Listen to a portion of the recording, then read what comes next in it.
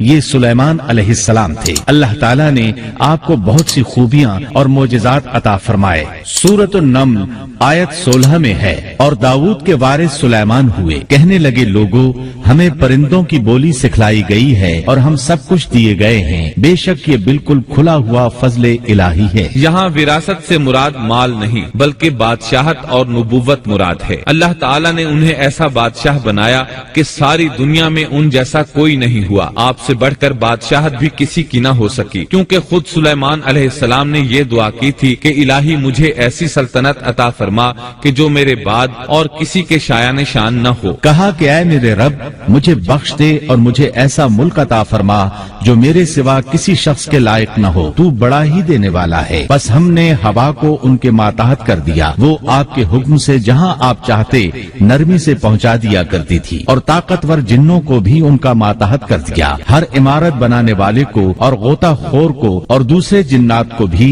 جو زنجیروں میں جکڑے رہتے تھے۔ جن سلیمان علیہ السلام کے حکم سے بلند و بالا عمارتیں تعمیر کرتے تھے، دریاؤں میں غوطہ لگا کر ان سے ہیرے جواہرات اور موتی وغیرہ نکالتے تھے۔ دوسرے جو کام عام انسانوں کی طاقت سے زیادہ ہوتے تھے وہ آپ جنوں سے لیا کرتے تھے۔ جو جن آپ کے حکم سے سرتابی کرتے یا شرارتیں کر کے کام میں رکاوٹ ڈالتے یا دوسروں کو تنگ کرتے تو آپ انہیں زنجیروں میں جکڑ کر قید خانے میں ڈال دیتے، اور یہ آپ پر اللہ کی طرف سے بہت بڑا انعام اور احسان تھا، جیسا کہ اللہ تعالیٰ سورۃ صاد آیت 39 میں فرماتے ہیں، یہ ہے ہمارا عطیہ، اب تو احسان کر یا روک رکھ، کچھ حساب نہیں۔ اللہ تعالیٰ نے سلیمان علیہ السلام کو ان پر قبضہ اور اختیار دے دیا اور فرمایا اب آپ کی مرضی، آپ انہیں سزا دیں یا درگزر کریں، کسی کو کچھ دیں یا روک لیں، آپ کے لیے سب کچھ جائز ہے۔ دوسرے مقام پر اللہ تعالیٰ سورہ سبا آیت 12 میں فرماتے ہیں، اور اس کے رب کے حکم سے بعض جنات اس کی ماتحتی میں اس کے سامنے کام کرتے تھے، اور ان میں سے جو بھی ہمارے حکم سے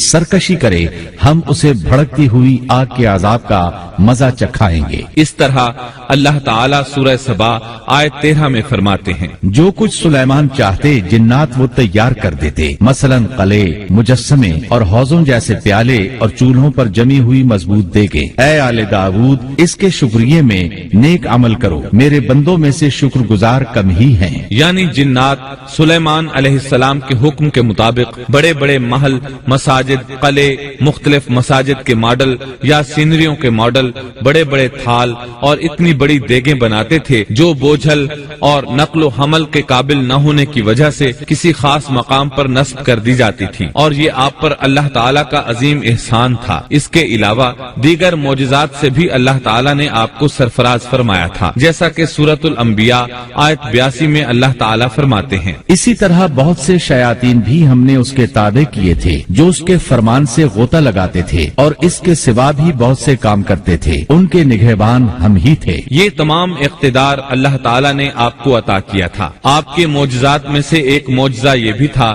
کہ ہوا آپ کے لیے مسخر یعنی مطیع و فرما بردار تھی۔ اللہ تعالیٰ سورہ صاد آیت 36 میں فرماتے ہیں، بس ہم نے ہوا کو ان کے ماتحت کر دیا، وہ آپ کے حکم سے جہاں آپ چاہتے نرمی سے پہنچا دیا کرتی تھی۔ اللہ تعالیٰ سورۃ الانبیاء آیت 81 میں فرماتے ہیں، اور ہم نے تیز و تند ہوا کو سلیمان کے تابع کر دیا جو اس کے فرمان کے مطابق اس زمین کی طرف چلتی تھی جہاں ہم نے برکت دے رکھی ہے، اور ہم ہر چیز کا علم رکھنے والے ہیں۔ اسی طرح اللہ تعالیٰ سورہ سبا آیت 12 میں فرماتے ہیں، اور ہم نے سلیمان کے لیے ہوا کو مسخر کر دیا کہ صبح کی منزل اس کی مہینہ بھر کی ہوتی تھی اور شام کی منزل بھی مہینہ بھر کی ہوتی تھی۔ دیگر معجزات کی طرح اللہ تعالیٰ نے سلیمان علیہ السلام کو یہ معجزہ بھی عطا فرمایا کہ تیز و تند ہوا کو ان کا تابع فرمان بنا دیا۔ آپ اس ہوا کو جس طرح کا حکم دیتے وہ حکم کی تعمیل کرتی، اور اس طرح آپ ایک ماہ کا سفر چند گھنٹوں میں طے کر لیا کرتے تھے۔ داؤد علیہ السلام کو تو اللہ تعالیٰ نے لوہے کی ڈھلائی کا کام سکھایا تھا، جبکہ سلیمان علیہ السلام کو لوہے کی ڈھلائی کے علاوہ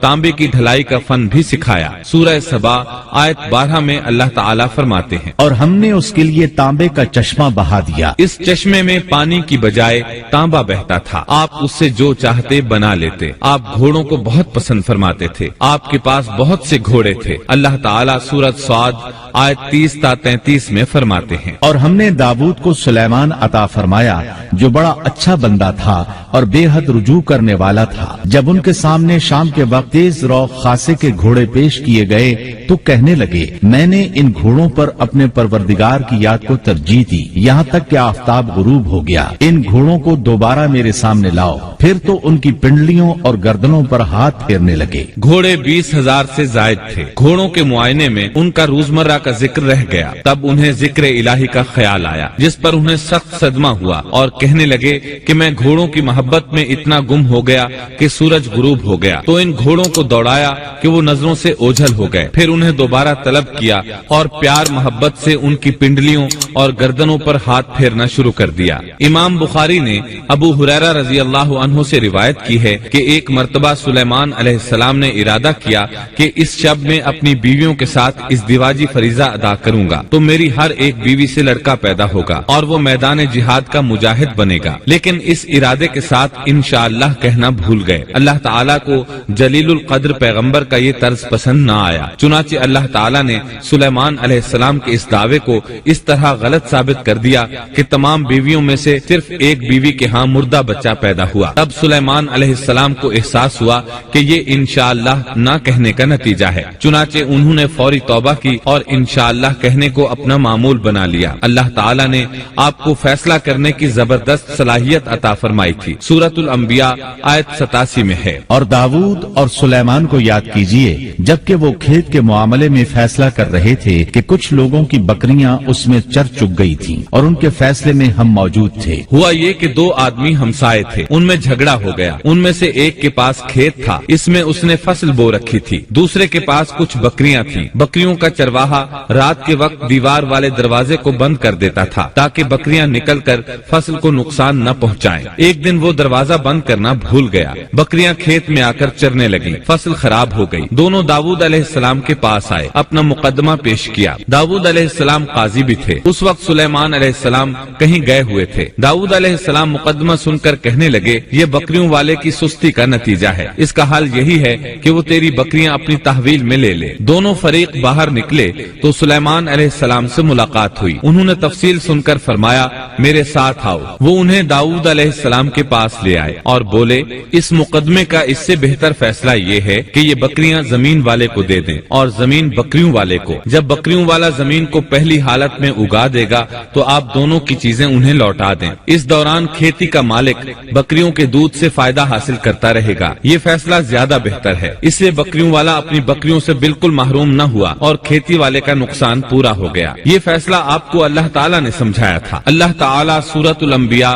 آیت 89 میں فرماتے ہیں، ہم نے اس کا صحیح فیصلہ سلیمان کو سمجھا دیا، ہاں ہر ایک کو ہم نے علم و حکمت سے نوازا تھا۔ بخاری اور مسلم میں ایک حدیث ہے، اس میں اسی قسم کا ایک واقعہ بیان ہوا ہے کہ دو عورتیں اپنا مقدمہ داؤد علیہ السلام کے پاس لائیں۔ دونوں کو اللہ نے ایک ایک بچہ دے رکھا تھا۔ ایک بھیڑیے نے حملہ کر کے بڑی عمر والی کا بچہ چیر پھاڑ ڈالا۔ عورت چالاک تھی، اس نے چھوٹی عمر والی کا بچہ چھین لیا کہ یہ میرا بچہ ہے۔ داؤد علیہ السلام نے دیکھا بچہ بڑی عورت کے پاس ہے تو اس کے حق میں فیصلہ دے دیا۔ سلیمان علیہ السلام نے داؤد علیہ السلام سے اجازت چاہتے ہوئے کہا، کیا میں اس مقدمے کا فیصلہ کر سکتا ہوں؟ انہوں نے اجازت دے دی۔ سلیمان علیہ السلام نے عورت سے کہا، بچہ مجھے دے دو۔ بچہ ہاتھ میں لے کر انہوں نے تلوار نکالی اور دونوں عورتوں سے فرمایا، میں اس کے 2 ٹکڑے کر کے تم دونوں میں برابر برابر تقسیم کرنے لگا ہوں۔ یہ سن کر بڑی عورت بولی کہ ٹھیک ہے، جبکہ چھوٹی عورت مامتا کی وجہ سے چلا اٹھی کہ آپ اسے زندہ رہنے دیں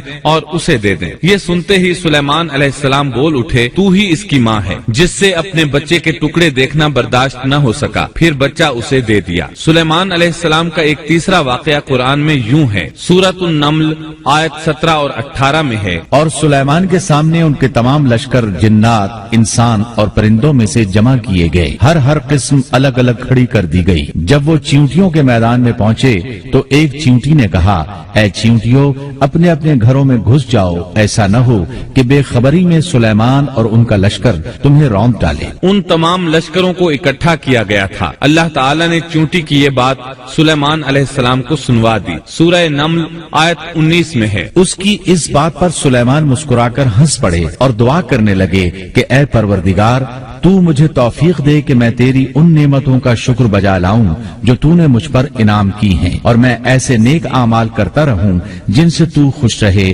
اور مجھے اپنی رحمت سے نیک بندوں میں شامل فرما۔ آپ کا ایک واقعہ ملکہ بلقیس کے ساتھ پیش آیا، سورہ نمل آیت 20 تا 25 میں ہے۔ آپ نے پرندوں کی دیکھ بھال کی اور فرمانے لگے، کیا بات ہے کہ ہدہد نظر نہیں آ رہا؟ کیا وہ واقعی غیر حاضر ہے؟ یقیناً میں اسے سخت سزا دوں گا یا اسے ذبح کر ڈالوں گا، یا وہ میرے سامنے کوئی معقول وجہ بیان کرے۔ کچھ زیادہ دیر نہ گزری تھی کہ اس نے آ کر کہا، میں ایک ایسی خبر لایا ہوں کہ آپ کو اس کی خبر ہی نہیں، اور میں سبا کی ایک سچی خبر آپ کے پاس لایا ہوں۔ میں نے دیکھا ہے کہ ان کی بادشاہ ایک عورت ہے جسے ہر قسم کی چیز سے کچھ نہ کچھ دیا گیا ہے، اور اس کا تخت بھی بڑا عظیم ہے۔ میں نے اسے اور اس کی قوم کو اللہ تعالیٰ کو چھوڑ کر سورج کو سجدہ کرتے ہوئے پایا ہے۔ شیطان نے ان کے کام مزین کر کے انہیں دکھلا کر سیدھے راستے سے ہٹا دیا ہے، پس وہ ہدایت پر نہیں آتے کہ اسی اللہ کو سجدہ کریں جو آسمانوں اور زمینوں کی پوشیدہ چیزوں کو باہر نکالتا ہے، اور جو کچھ تم چھپاتے اور ظاہر کرتے ہو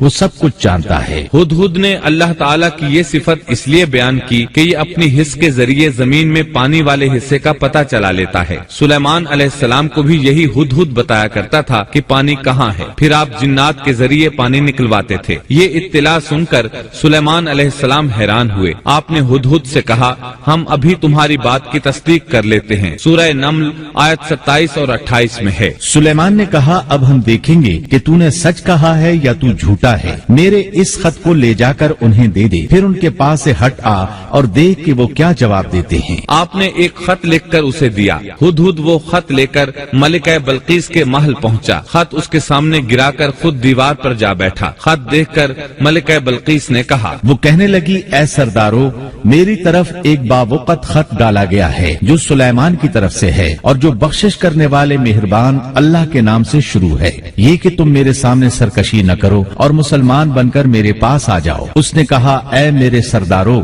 تم میرے اس معاملے میں مجھے مشورہ دو۔ میں کسی امر کا قطعی فیصلہ جب تک تمہاری موجودگی اور رائے نہ ہو نہیں کیا کرتی۔ ان سب نے جواب دیا کہ ہم طاقت اور قوت والے، سخت لڑنے بھیڑنے والے ہیں، آگے آپ کو اختیار ہے، آپ خود ہی سوچ لیجئے کہ ہمیں آپ کیا کچھ حکم فرماتی ہیں۔ اس نے کہا کہ بادشاہ جب کسی بستی میں گھستے ہیں تو اسے اجاڑ دیتے ہیں اور وہاں کے باعزت لوگوں کو ذلیل کر دیتے ہیں، اور یہ لوگ بھی ایسا ہی کریں گے۔ میں انہیں ایک ہدیہ بھیجنے والی ہوں، پھر دیکھ لوں گی کہ قاصد کیا جواب لے کر لوٹتے ہیں۔ ملکہ بلقیس یہ اندازہ کرنا چاہتی تھی کہ سلیمان علیہ السلام کس قسم کے بادشاہ ہیں، اور یہ کہ وہ ان کے خلاف لڑ سکیں گے یا نہیں۔ چنانچہ اس نے فلسطین کی طرف بے شمار تحائف روانہ کیے تاکہ لڑائی کی نوبت نہ آئے، لیکن جب یہ تحائف سلیمان علیہ السلام کے پاس پہنچے تو آپ غضبناک ہو گئے۔ بس جب قاصد سلیمان کے پاس پہنچا تو آپ نے فرمایا، کیا تم مال سے مجھے مدد دینا چاہتے ہو؟ مجھے تو میرے رب نے اس سے بہت بہتر دے رکھا ہے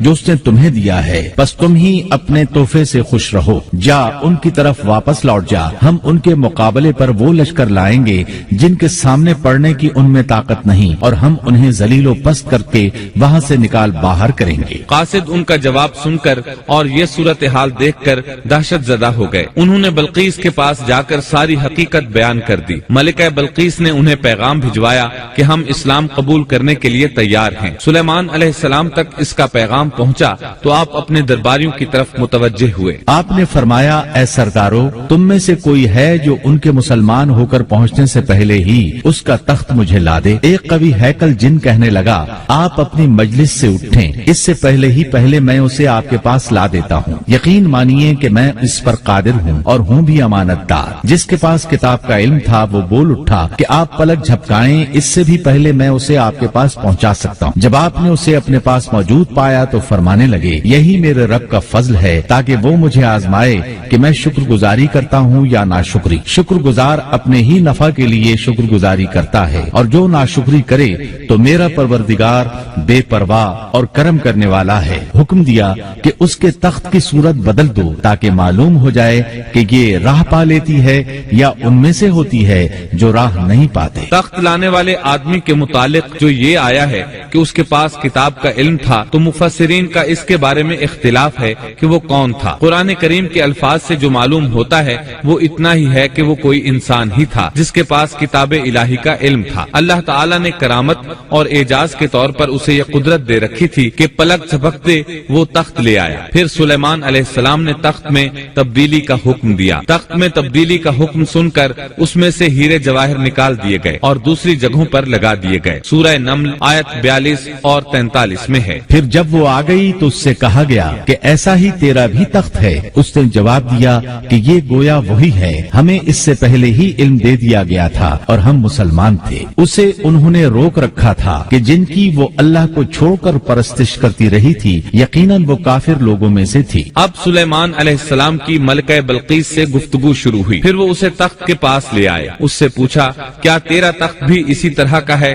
उसने बहुत अच्छा और फसाहत से भरपूर जवाब दिया। उसने ना तो ये कहा कि हाँ, क्योंकि वो तो अपना तख्त पीछे सबा के इलाके में छोड़ आई थी, यहाँ कैसे आ सकता था। न उसने ये कहा कि ना, क्योंकि ये वही महसूस हो रहा था। अलबत्ता इसमें कदरे तब्दीली महसूस हो रही थी। उसने अजीब जुमले में जवाब दिया कि ये वही लगता है। सुलेमान अलैहिस्सलाम ये जवाब सुनकर हैरान हुए। अब आपने उसे अपनी सल्तनत का गलबा दिखाने के लिए ऐसा मंजर दिखाया जो किसी बशर ने आज तक नहीं देखा। चुनाचे आप उसे एक महल में ले गए। ये मुकम्मल तौर पर शीशे का था। इससे दूसरी तरफ देखा जा सकता था। फर्श भी शीशे का था। शीशे के नीचे पानी छोड़ा गया था। पानी चलता रहता था। आप उसे लिए अंदर दाखिल हुए तो वो बहुत हैरान हुई कि महल में पानी बह रहा है। उसने अपना लिबास कुछ ऊपर कर लिया कि भीग न जाए। उसने अपना पाँव पानी पर रखना चाहा तो वो शीशे पर पड़ा। और ज्यादा हैरान हुई और शर्मिंदा भी कि धोखा खा गई। और ये सब कुछ जिन्नात के जरिए तैयार कराया गया था। सूरह नम्ल आयत 44 में अल्लाह ताला फरमाते हैं, उससे कहा गया कि महल में चली चलो,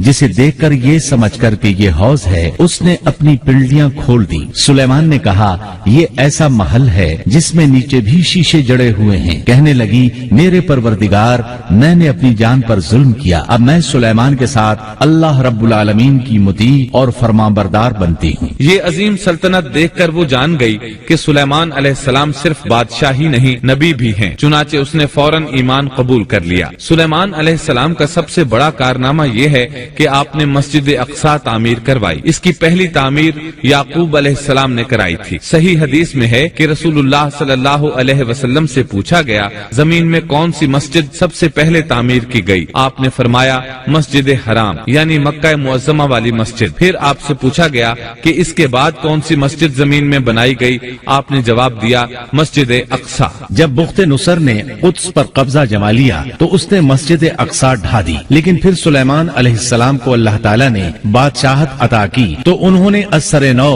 तामीर का काम शुरू कराया। इसके साथ ही उन्होंने हैकल सुलेमानी भी तामीर करवाया। यहूद आज तक इसको मुकद्दस समझते हैं। ये मस्जिद अक्सा के बिल्कुल करीब है। मस्जिद अक्सा की फजीलत में बहुत सी रिवायात मिलती हैं, जैसा कि रसूलुल्लाह सल्लल्लाहु अलैहि वसल्लम का इरशाद है, मस्जिद हराम में एक नमाज का सवाब 1 लाख नमाजों के बराबर है। मस्जिद नबवी में एक नमाज का सवाब 1000 नमाज के बराबर है और मस्जिद अक्सा में 500 नमाजों के बराबर सवाब मिलता है। मुस्नद अहमद में अब्दुल्लाह बिन अम्र बिन आस रजी अल्लाह अन्हुमा से रिवायत है कि रसूलुल्लाह सल्लल्लाहु अलैहि वसल्लम ने फरमाया, जब सुलेमान अलैहिस्सलाम ने बैतुल मक़दिस को तामीर किया तो अल्लाह ताला से 3 दुआएं मांगी। उनमें से अल्लाह ताला ने 2 कबूल फरमाई और एक के बारे में हम उम्मीद रखते हैं कि वो हमें मिलेगी। उन्होंने पहला सवाल ये किया कि मुझे ऐसी हुकूमत दे जो तेरी हुकूमत के मुआफिक हो, यानी अदल इंसाफ की फरावानी हो और किसी पर जुल्म ज्यादती ना हो। अल्लाह ने ये दुआ कबूल फरमाई।